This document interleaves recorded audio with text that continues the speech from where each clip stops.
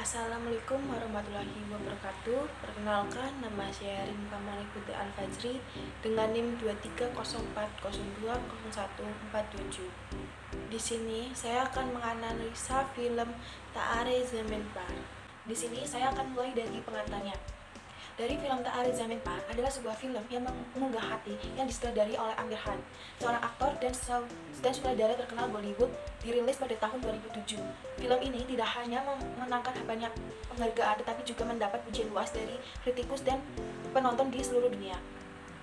Dengan sentuhan kehangatan, humor, dan emosional yang dalam Taare Zameen Par menghadirkan kisah tentang seorang anak bernama Ihsan Awasthi. Dia menghadapi kesulitan besar dalam sistem pendidikan konvensional. Melalui perjalanan yang menginspirasi, film ini menyampaikan pesan yang kuat tentang keberagaman bakat dan kebutuhan belajar anak-anak, serta pentingnya dukungan keluarga dan peran seorang guru yang peduli dalam memahami dan membantu mereka dalam berkembang. Dengan latar belakang yang kaya akan nuansa budaya India, film ini mengajak penontonnya untuk merenung tentang bagaimana masyarakat dapat lebih memahami dan mendukung anak-anak dengan keunikan dan potensi yang beragam. Melalui cerita yang menyentuh dan penuh inspirasi ini, film Taare Zameen Par tidak hanya sebuah film, tetapi sebuah pengalaman yang menggerakkan hati dan membangkitkan kesadaran tentang pentingnya inklusivitas dan penghargaan terhadap perbedaan dalam pendidikan. Selanjutnya, kita menuju ke sinopsis. Dalam sinopsis dalam film Taare Zameen Par adalah kisah tentang seorang anak laki-laki berusia 8 tahun bernama Ihsan Awasthi yang diperankan oleh Darshil Safari yang menghadapi kesulitan besar dalam belajar. Ihsan adalah seorang anak yang kreatif dan penuh imajinasi, namun ia mengalami kesulitan dalam membaca, menulis, dan memahami pelajaran di sekolah. Sayangnya, keluarga dan guru-gurunya menganggapnya sebagai anak yang malas dan bodoh, tanpa menyadari bahwa Ihsan sebenarnya mengalami gangguan belajar bernama disleksia. Ketika Ihsan terus gagal di sekolah, orang tuanya memutuskan untuk mengirimnya ke sebuah asrama. Di sana, Ihsan bertemu dengan seorang guru seni yang bernama Ramshankar Ningkup yang diperankan oleh Aamir Khan, yang menyadari bahwa Ihsan memiliki potensi yang luar biasa. Ningkup mengambil inisiatif untuk memahami Ihsan dengan lebih baik dan menemukan bahwa anak ini memiliki cara belajar yang unik. Dengan pendekatan yang penuh kasih dan inovatif, Ningkup membantu Ihsan mengatasi kesulitan belajarnya dan menemukan bakat seninya. Selama waktu di asrama, Ihsan juga berhubungan dekat dengan teman-teman sebayanya yang memiliki kebutuhan belajar khusus. Mereka membentuk ikatan persahabatan yang kuat dan saling mendukung satu sama lain dalam perjalanan mereka untuk meraih kesuksesan dalam pendidikan. Seiring berjalannya waktu, Ihsan mulai tumbuh dan berkembang secara emosional, sosial, dan akademis. Ningkup memiliki dukungan yang tak tergantikan bagi Ihsan, membantunya melewati masa-masa sulit dan meraih keberhasilan yang gemilang. Akhirnya, Ihsan diterima kembali di sekolah lamanya, tetapi kali ini dengan rasa percaya diri dan semangat baru yang membawa perubahan besar dalam kehidupannya. Film Taare Zameen Par adalah kisah yang menyentuh hati tentang pentingnya penghargaan terhadap keberagaman kemampuan belajar anak-anak, serta peran penting seorang guru yang peduli dalam membantu mereka menemukan potensi dan meraih impian mereka. Selanjutnya, kita akan melanjutkan ke poin kesulitan-kesulitan belajar dalam film Taare Zameen Par. Kehidupan anak dengan disleksia, disgrafia, dan diskalkulia digambarkan dengan begitu jelas dalam film ini. Yang pertama yaitu disleksia, adalah sebuah gangguan dalam perkembangan membaca yang umumnya terjadi pada anak yang menginjak usia 7 hingga 8 tahun, ditandai dengan kesulitan membaca dengan lancar dan kesulitan dalam memahami meskipun normal atau di atas rata-rata. Poin kedua ada disgrafia, adalah kesulitan dalam menuliskan atau mengekspresikan pikiran dan perasaannya ke dalam bentuk tulisan. Umumnya, gangguan disleksia diderita anak ketika dia baru mulai belajar menulis tangan. Anak-anak yang mengalami disgrafia biasanya tidak bisa menyusun kata dengan baik dan tidak bisa mengkoordinasikannya tangannya untuk menulis. Dengan kata lain, anak disgrafia adalah anak yang mengalami kesulitan dalam belajar menulis. Yang ketiga itu ada diskalkulia, adalah kesulitan memperoleh keterampilan aritmatika dasar seperti berhitung dan memahami bilangan. Di poin ketiga ini kita bisa menyimpulkan yaitu bagaimana kesulitannya Ihsan memahami setiap huruf. Misalnya sulit membedakan antara huruf B dengan huruf B atau dengan huruf P. Dia juga susah mempelajari bahasa asing, membedakan suku kata yang bunyinya hampir sama, misalnya top dengan pot atau ring dengan sing. Dia juga sering menulis huruf secara terbalik atau kesulitan lainnya untuk menulis. Tak hanya itu, Ihsan juga kesulitan dalam menghitung. Yang pertama, saya akan menganalisa tokoh utama dalam film tersebut ada Ihsan Awasthi sebagai seorang anak dan juga seorang siswa yang ternyata memiliki kebutuhan khusus. dan saya akan menganalisa dari sudut perkembangan kognitif dan perkembangan bahasa dari tokoh Ihsannya. Selanjutnya kita masuk ke poin analisis. Selain kesulitan membaca dan menulisnya, Ihsan biasanya dianggap sebagai anak keterbelakangan mental ini mempunyai beberapa tipe kecerdasan yang tidak diapresiasi oleh lingkaran pendidikan di sekolah dan di rumahnya. Di film ini, Ihsan mempunyai beberapa kecerdasan yang luar biasa, di antaranya satu, kecerdasan visual adalah kemampuan untuk mengindera dunia secara akurat dan menciptakan kembali atau mengubah aspek-aspek dunia tersebut. Dilihat dari film ini, Ihsan mempunyai kemampuan menggambar dan melukis di atas rata-rata. Dia juga memvisualisasikan apa yang dia pelajari melalui imajinasinya sangat kreatif. Poin yang kedua yaitu ada kecerdasan alam atau natural, adalah kemampuan untuk mengenali dan mengklasifikasikan aneka spesies, tumbuhan atau flora atau hewan fauna dalam lingkungannya. Dilihat dari film ini, perilaku Ihsan, dia sangat sayang sekali pada binatang dan memelihara ikan di akuariumnya. Ia selalu memperhatikan tingkah laku binatang, bahkan menirukannya. Yang ketiga itu ada kecerdasan interpersonal, adalah kemampuan untuk memahami orang dan membina hubungan yang efektif dengan orang lain. Dilihat dari film ini, ketika Ihsan menginterpretasikan sebuah puisi yang dibacakan oleh salah satu teman di kelasnya, Ihsan menjelaskan puisi itu seperti seorang sastrawan. Namun sayangnya, gurunya menolak jawaban Ihsan. Adapun teori belajar dalam pembelajaran film Tare Zaman Parini.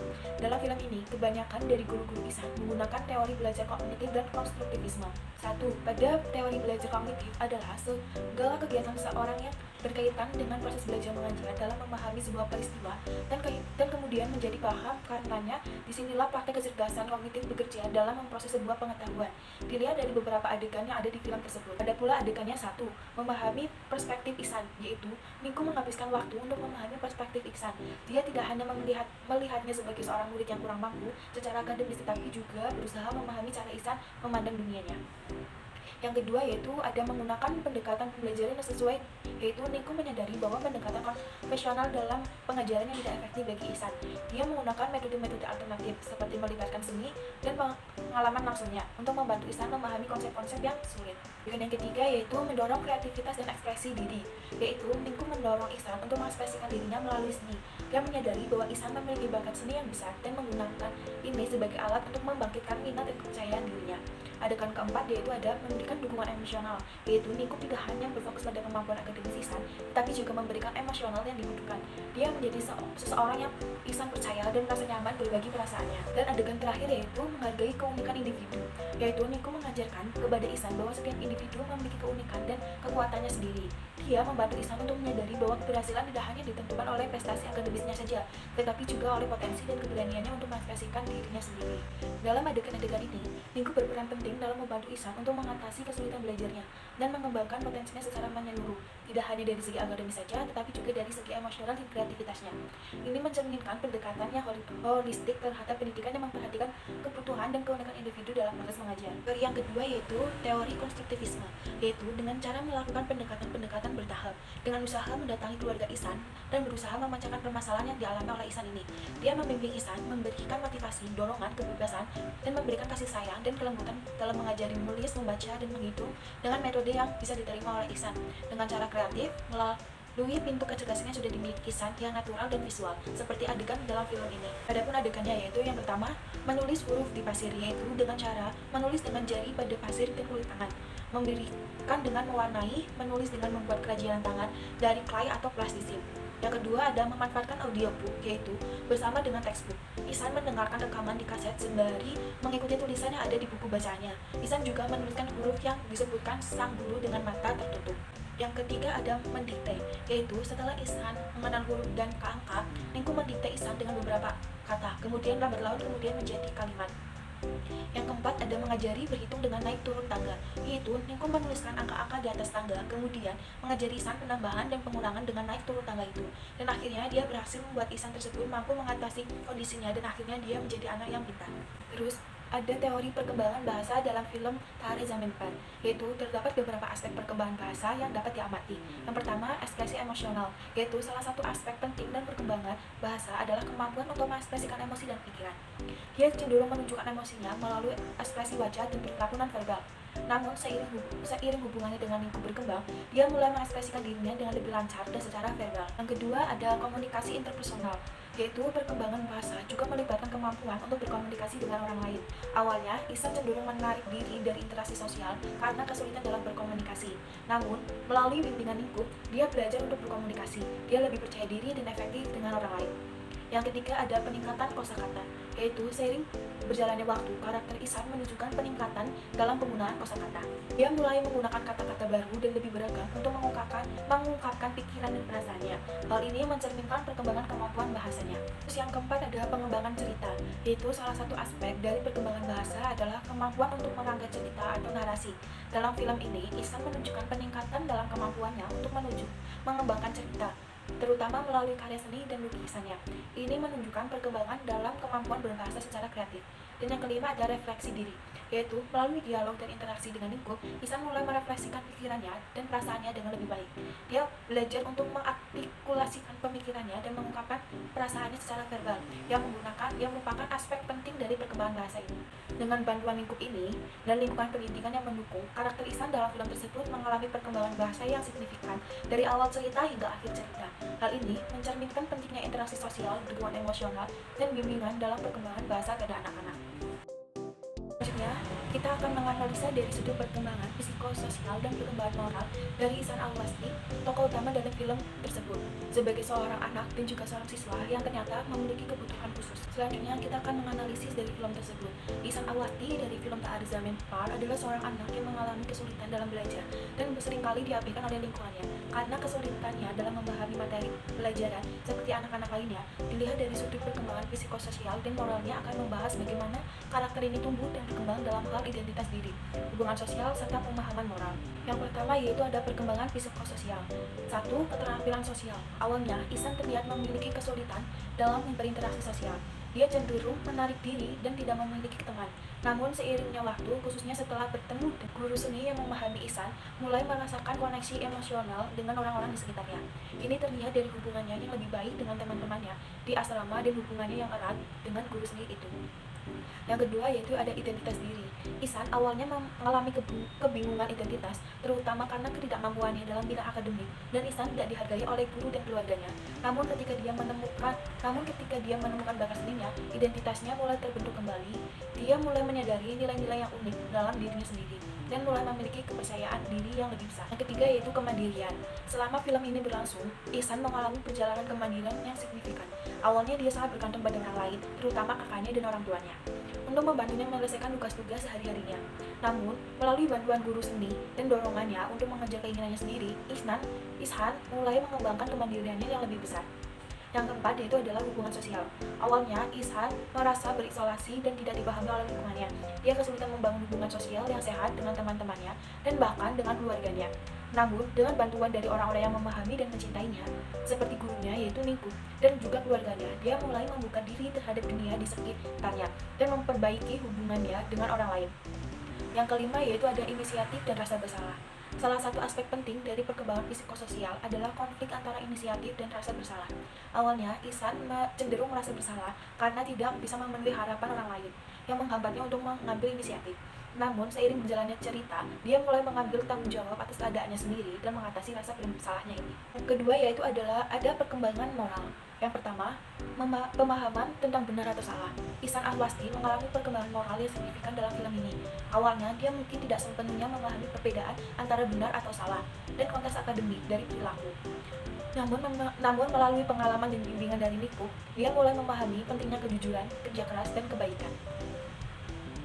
Yang kedua yaitu ada empati, toleransi, dan penerimaan. Proses belajar Ihsan juga melibatkan pengembangan empati terhadap orang lain yang mungkin menghadapi kesulitan yang sama. Dia belajar untuk melihat dunia melalui lensa orang lain, terutama melalui perspektif saudaranya yang lebih muda yang juga memiliki kesulitan belajar. Ini membantu Ihsan untuk lebih memahami dan menerima dirinya sendiri serta orang lain. Dan seiring dengan perkembangan moralnya, Ihsan juga belajar untuk menerima dan menghargai perbedaan. Dia menyadari bahwa setiap orang memiliki keunikan dan potensi mereka sendiri. Ini tercermin dalam sikapnya yang lebih toleran terhadap teman-temannya yang memiliki kesulitan belajar, serta dalam penghargaannya terhadap berbagai bentuk seni. Yang ketiga yaitu ada tanggung jawab dan kemandiriannya. Seiring berjalannya cerita, Ihsan mulai mengembangkan tanggung jawab terhadap dirinya sendiri, baik dalam hal akademis maupun moral. Dia belajar untuk mengatasi kesulitannya dengan bantuan guru dan keluarganya, tetapi juga dengan usahanya sendiri. Hal ini mencerminkan perkembangan moral dalam mengambil tanggung jawab atas tindakan dan keputusannya sendiri. Yang keempat, yaitu ada integritas. Ihsan juga belajar tentang pentingnya integritas, terutama dalam belajar mengejar keinginannya. Meskipun dia menghadapi tekanan dari berbagai pihak untuk meninggalkan mimpinya menjadi seorang seniman, dia tetap berpegang pada nilai-nilainya dan berjuang untuk kebenarannya. Keberaniannya ini menunjukkan kedewasaan moralnya. Poin kelima yaitu ada kesimpulan. Dalam film ini, Ihsan mempunyai kebutuhan khusus yaitu disleksia, dan diskalkulia. Peran orang tua sangat penting dalam masa pertumbuhan perkembangan anak. Yang terakhir yaitu ada kesimpulan. Dalam film ini, Ihsan mempunyai kebutuhan khusus yaitu disleksia, dan diskalkulia. Peran orang tua sangat penting dalam masa pertumbuhan dan perkembangan anak. Peran guru pun tak kalah pentingnya sebagai orang tua kedua bagi anak-anak. Setiap anak pasti berbeda antara satu dengan yang lain. Setiap anak itu memiliki kelebihannya masing-masing, mempunyai kecerdasan tersendiri yang mungkin tidak bisa dipahami oleh orang lain. Dari film ini, betapa pentingnya arti dari sebuah pengertian orang tua sebagai pendidik di kalangan keluarga dan bagi guru sebagai pendidik di sekolah. Mereka memiliki kemampuan, bakat, dan impiannya yang berbeda-beda. Sebagai orang tua, hendaknya mendukung agar anak dapat berkembang menurut bakat alami yang ada dalam dirinya sendiri, bukan dengan secara paksaan, ambisi dari orang tua, dan sangat penting bagi orang tua untuk memperhatikan kondisi anaknya, memahami keinginannya, dan memberi kasih sayang serta kelembutan sikap kepada anak, dan bersikap pola asuh demokratis bukan otoritatif. Kedua yaitu ada analisis. Untuk memahami pendekatan pembelajaran di sekolah Ihsan dari film Tak Ari Zaman Par ini, kita dapat menggunakan dua perspektif teori belajar yang berbeda, yaitu teori belajar behavioristik dan teori belajar kognitif. Kedua teori ini menawarkan wawasan yang berharga tentang bagaimana metode pembelajaran yang berbeda dapat mempengaruhi perkembangan siswa. Yang pertama yaitu ada teori belajar behavioristik. Teori belajar behavioristik ini berfokus pada perubahan perilaku yang dapat diamati sebagai hasil dari interaksi dengan lingkungannya. Teori ini menekankan pentingnya penguatan reinforcement dan hukuman punishment dalam pembelajarannya. Tokoh utama dalam teori ini termasuk B.F. Skinner dan John Marston. Yang pertama yaitu ada sekolah awal Ihsan atau konvensional, yaitu ada penguatan hukum, yaitu di sekolah konvensional Ihsan sering menggunakan hukuman untuk menangani ketidakpatuhan atau kegagalan akademisnya. Misalnya, Ihsan sering dihukum karena tidak bisa mengikuti pelajaran yang menyebabkan rasa takut dan kecemasannya. Yang kedua yaitu ada penguatan positif yang kurang, yaitu kurangnya penguatan positif untuk mendorong perilaku yang diinginkannya, prestasi akademis dan kepatuhan yang diharapkannya tanpa memberikan penghargaan yang memadai ketika siswa berhasil atau berusaha. Yang ketiga yaitu ada penekanan kedisiplinan, yaitu metode pembelajaran yang sangat berorientasi pada kedisiplinan dan kepatuhan dengan sedikit fleksibilitas atau adaptasi terhadap kebutuhan individu. Ia menciptakan lingkungan yang kurang mendukung bagi siswa seperti Ihsan yang membutuhkan pendekatan yang lebih personal. Yaitu yang kedua ada sekolah dengan Ramshankar Nikup atau inklusif dan personal atau di asrama.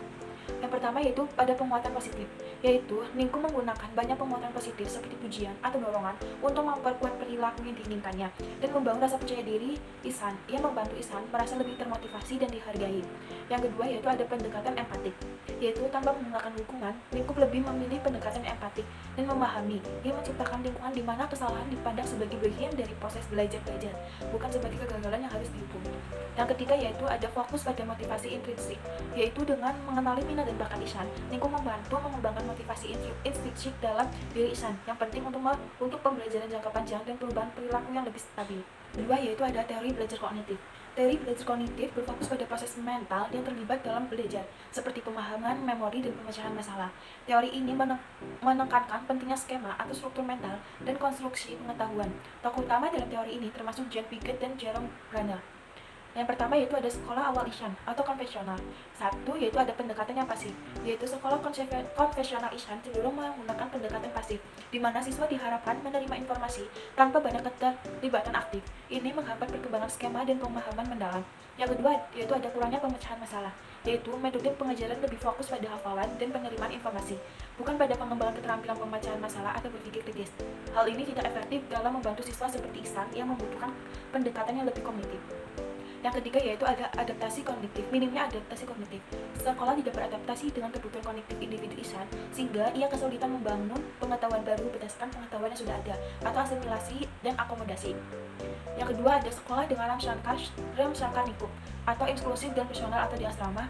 Yang pertama yaitu pembelajaran yang aktif, yaitu lingkup menerapkan pendekatan pembelajaran yang lebih aktif dan interaktif, di mana Ishan diajak untuk terlibat dalam proses belajar melalui kegiatan seninya dan eksplorasi kreatif yang membantu dalam pengembangan skema baru dan pemahaman yang lebih baik. Yang kedua yaitu ada pemahaman masalah yang kreatif, yaitu pendekatan lingkup mendorong Ishan untuk berpikir kreatif dan memecahkan masalah, yang merupakan inti dari teori belajar kognitif. Kegiatan seperti melukis membantu Ihsan mengembangkan keterampilan berpikir kritis dan pemecahan masalah. Yang ketiga yaitu ada adaptasi kognitif, yaitu Niku mengenali cara belajar Ihsan yang unik dan menyesuaikan metode pengajarannya agar sesuai dengan kebutuhan kognitif Ihsan, yang membantu Ihsan mengasimilasi dengan mengakomodasi informasi baru dengan lebih efektif. Itu poin ketiga, ada kesimpulan. Melalui sudut pandang teori belajar behavioristik dan teori belajar kognitif, kita dapat melihat perbedaan yang signifikan antara pendekatan pembelajaran konvensional di sekolah awal Ihsan dan pendekatan inklusif serta personal yang diterapkan oleh lingkup. Dari sudut pandang teori behavioristik, sekolah konvensional cenderung menggunakan hukuman dan kurangnya penguatan positif, sementara lingkup menggunakan banyak penguatan positif. Dari pendekatan empatik untuk membangun rasa percaya diri dan motivasi Ihsan. Dari sudut pandang teori kognitif, metode pembelajaran konvensional yang sangat pasif dan kurang adaptasi tidak efektif dalam membantu Ihsan, sedangkan pendekatan lingkup yang aktif dan adaptif mendorong pemahaman mendalam, kreativitas, dan pemahaman masalah. Kedua teori ini menunjukkan bahwa pendekatan pembelajaran yang lebih positif, adaptif, dan interaktif dapat memberikan dukungan yang lebih baik bagi perkembangan akademis dan emosional siswa, khususnya bagi mereka yang memiliki kebutuhan khusus seperti Ihsan. Selanjutnya yaitu ada analisa pembelajaran yang ada di sekolah Ihsan dalam film Tak Ada Zaman Pak. Terdapat 2 sekolah dalam film tersebut. Lalu kita analisa dari sudut pandang teori belajar humanistik dan teori belajar konstruktivisme. Poin kedua yaitu ada analisis.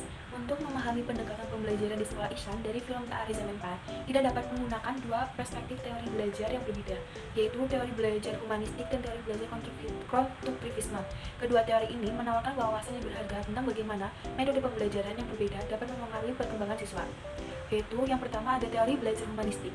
Teori belajar humanistik adalah teori belajar yang bergerak dari dalam diri manusia berdasarkan keinginan dan kebutuhannya sendiri dalam berbagai proses pemenuhan, aktualisasi, pemeliharaan hingga peningkatan diri. Teori belajar humanistik berfokus pada pengembangan individu secara holistik, memperhatikan kebutuhan emosional, psikologis, dan sosial siswa. Berikut ini ada poin-poin analisa berdasarkan teori ini. Yang pertama yaitu ada sekolah awal Ihsan atau konvensional, yaitu ada 1 kebutuhan dasar dan aktualisasi diri, yaitu sekolah tidak memenuhi kebutuhan dasar emosional dan psikologis Ihsan. Ia sering merasa tidak dihargai dan diabaikan, yang menghambat aktualisasi dirinya, dan lingkungan sekolah sangat menekan dengan fokus pada prestasi akademik tanpa memperhatikan individualitas siswa. Yang kedua yaitu ada penerimaan dan empati, yaitu kurangnya empati dan penerimaan dari guru-guru di sekolah ini menyebabkan Ihsan merasa terisolasi dan tidak dimengerti, dan juga banyaknya hukuman dan kritik lebih sering diberikan daripada dukungan atau dorongan yang berlawanan dengan prinsip humanistik. Yang ketiga yaitu ada pembelajaran yang berpusat pada siswa, yaitu pendekatan pengajaran di sekolah ini sangat berpusat pada guru dengan metode yang kaku dan tidak fleksibel, dan juga yang kebutuhan individu Ihsan tidak diakomodasi, menyebabkan frustasi dan kegagalan belajar. Yang kedua yaitu ada di sekolah dengan rangsangan lingkup atau inklusif dan personal atau di asrama. 1. Kebutuhan dasar dan aktualisasi diri, yaitu lingkup memperhatikan kebutuhan emosional dan psikologi Ihsan, memberikan dukungan dan dorongan yang dibutuhkan, dan memfokuskan pada pengembangan potensi individu Ihsan, membantu ia menemukan dan mengeksplorasi bakat seninya menuju aktualisasi diri. Kedua yaitu ada penerimaan dan empati, yaitu Shankan Lingkup menunjukkan penerimaan dan empati yang tinggi terhadap Ihsan, mengidentifikasi disleksia yang dialaminya dan memberikan pendekatan yang sesuai, dan lingkungannya juga penuh dengan kasih sayang dan pengertian, membantu Ihsan juga dihargai dan didukung. Yang ketiga yaitu ada pembelajaran yang berpusat pada siswa, yaitu Shankan Lingkup menerapkan metode pembelajaran yang berpusat pada siswa, menyesuaikan pendekatan pengajarnya untuk memenuhi kebutuhan unik Ihsan, dan juga Ihsan diberikan kebebasan untuk belajar dengan cara paling efektif baginya, meningkatkan keterlibatan dan motivasi belajar. Yang kedua yaitu ada teori belajar konstruktivisme. Teori belajar konstruktivisme adalah teori belajar yang mengusung pembangunan kompetensi, pengetahuan, atau keterampilan secara mandiri oleh peserta didik yang difasilitasi oleh pendidik melalui berbagai rancangan pembelajaran dan tindakan yang diperlukan untuk menghasilkan perubahan yang dibutuhkan pada peserta didik. Teori belajar konstruktivisme ini menekankan bahwa siswa membangun pengetahuan mereka sendiri melalui pengalaman dan interaksi sosialnya. Berikut adalah analisis dari sudut pandangnya. 1. Sekolah awal Ihsan atau konvensional. Satu, pembelajaran aktif dan eksplorasi, yaitu kurikulumnya sangat ketat dan metode pengajarannya yang pasif. Tidak memberikan ruang bagi eksplorasi dan pembelajaran aktif, dan siswa diharapkan menghafal dan mengulang informasi tanpa memahami konsep secara mendalam. Yang kedua yaitu ada konsep pembelajaran kontekstual, yaitu pembelajaran tidak dikaitkan dengan kehidupan sehari-hari siswa atau minat mereka, membuat materi pembelajaran terasa tidak relevan dan membuat Ihsan tidak diberikan kesempatan untuk menghubungkan pelajaran dengan pengalaman pribadinya. Terus yang ketiga yaitu ada interaksi sosial dan kolaborasi, yaitu lingkungannya kompetitif dan individualistik, mengurangi kesempatan untuk interaksi sosial dan kolaborasi, dan Ihsan juga merasa terisolasi dari teman-temannya yang menggambar pembelajaran sosial dan emosionalnya. Terus yang kedua yaitu ada sekolah dengan ram Shankarnikul atau inklusif dan personal atau di asrama. Satu, pembelajaran aktif dan eksplorasi, yaitu ram Shankarnikul mengajak Ihsan untuk terlibat dalam aktivitas seni dan eksplorasi kreativitas, memungkinkan pembelajaran aktif dan pembelajaran melalui praktik langsung, dan eksperimen membantu Ihsan membantu pengetahuan dan pemahaman yang lebih mendalam. Yang kedua yaitu ada konsep pembelajaran konseptual, yaitu Ningku menghubungkan pembelajaran dengan minat dan pengalaman pribadi Ihsan, membuat materi lebih relevan dan bermakna, dan penggunaan seni sebagai media pembelajaran memungkinkan Ihsan untuk menghubungkan teori dengan praktik yang nyata. Yang ketiga yaitu ada interaksi sosial dan kolaborasi, yaitu Ningku menciptakan lingkungan yang mendukung kolaborasi dan interaksi sosial, memungkinkan Ihsan belajar dari teman-teman dan lingkungan sekitarnya, dan akibat dari dukungan teman-teman dan gurunya membantu Ihsan merasa lebih percaya diri dan terintegrasi dalam lingkungan belajarnya. Lalu poin ke-C yaitu ada kesimpulan. Melalui sudut pandang teori belajar humanistik dan teori belajar konstruktivisme, kita dapat melihat perbedaan yang signifikan antara pendekatan pembelajaran konvensional di sekolah awal Ihsan dan pendekatan inklusif serta personal yang diterapkan oleh Ram Shankarnikul.